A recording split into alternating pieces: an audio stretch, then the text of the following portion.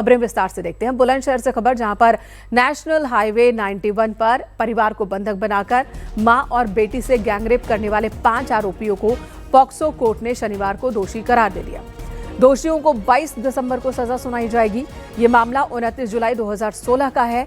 नोएडा से कार से एक परिवार शाहजहांपुर जा रहा था।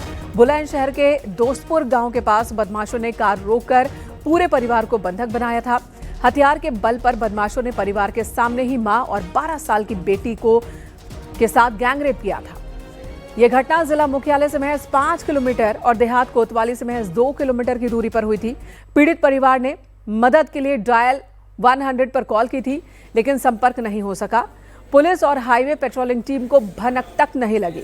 पुलिस की इस विफलता की वजह से उस वक्त एसएसपी, एसपी सिटी और सीओ समेत कई बड़े अधिकारियों को निलंबित किया गया था।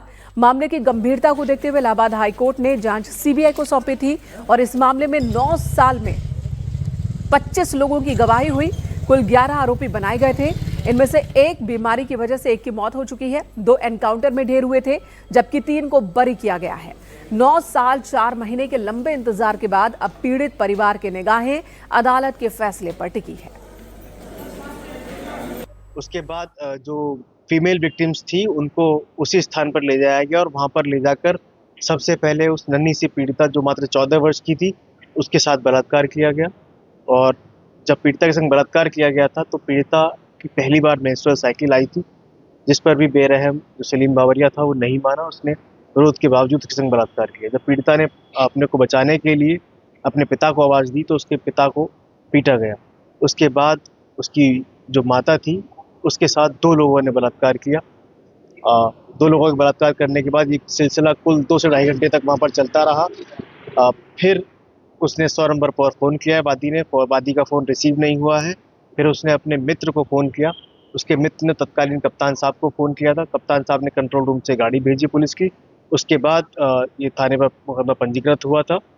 उसमें कुल 6 लोगों के खिलाफ चार्जशीट आई थी under section 394, 395, 397, 376D, 120B and 342 IPC और 5/6 पॉक्सो एक्ट। इसमें से कुल 25 गवाह अभियोजन की तरफ से पेश किए गए थे और 169 जो एग्जिबिट्स हैं वो साबित किए गए थे अभियोजन की तरफ से।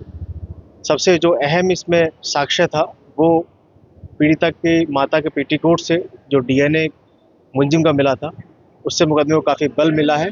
उन सभी जो मुलजिम है 5, उनको उन सभी सेक्शंस में गिल्टी होल्ड किया। इसमें चार्जशीट आई थी 22 तारीख को, 22/12 को।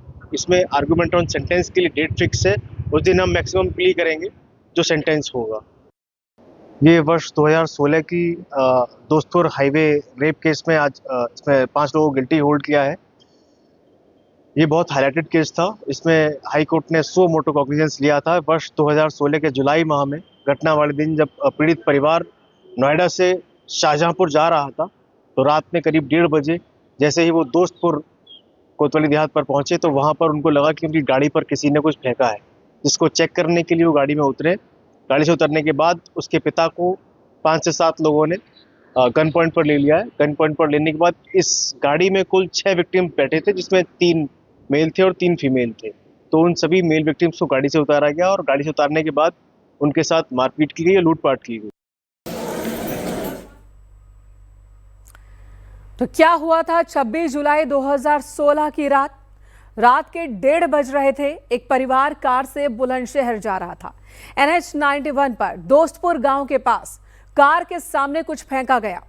जैसे ही कार रोककर परिवार के लोग कार से नीचे उतरे, बदमाशों ने उन्हें घेर लिया।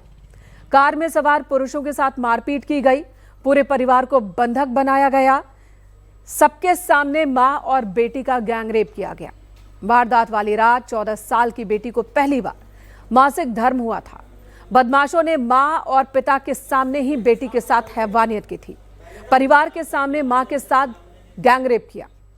2-2.5 घंटे तक हाईवे किनारे हैवानियत होती रही। परिवार के लोगों ने डायल 100 पर कॉल भी किया, लेकिन मदद के लिए पुलिस पहुंची नहीं। किसी ने फोन उठाया ही नहीं। बाद में कार्रवाई की गई। एसएसपी परिवार के लोगों ने अपने एक मित्र को जब घटना की जानकारी दी, उसके बाद तत्कालीन कप्तान को मित्र ने फोन किया, तब जाकर हाईवे पर मदद पहुंची। जघन्य कांड में कुल 11 लोगों को आरोपी बनाया गया। एक आरोपी सलीम की सुनवाई के दौरान मौत हो चुकी है।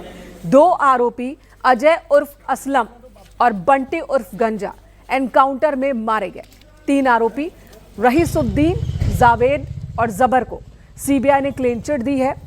गैंगरेप केस में बाकी जो 5 आरोपी हैं जिन्हें दोषी ठहरा दिया गया कल, अब इन्हें सजा का ऐलान होना है। सोमवार को अदालत की ओर से सजा का ऐलान होगा।